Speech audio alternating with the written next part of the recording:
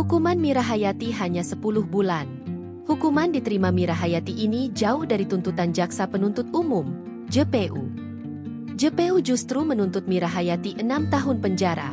Namun kenyataannya, pada sidang vonis di Pengadilan Negeri Makassar, Senin, 7 Juli 2025, Mira Hayati hanya dihukum 10 bulan penjara dan denda 1 miliar rupiah.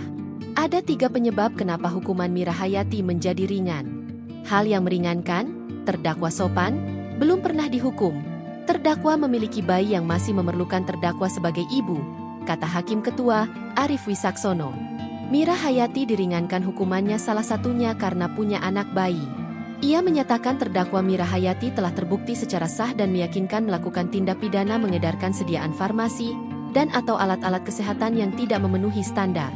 Menjatuhkan pidana oleh karena itu terhadap terdakwa pidana penjara selama 10 bulan dan denda sebesar 1 miliar rupiah dengan ketentuan apabila tidak dibayar diganti penjara selama 2 bulan, ujar Arief Wisaksono. Vonis itu disambut tangis haru keluarga Mira Hayati.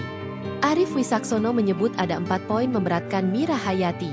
Pertama, perbuatan terdakwa meresahkan masyarakat dan dapat membahayakan masyarakat bagi yang menggunakan atau memakai produk kosmetik yang mengandung bahan berbahaya merkuri.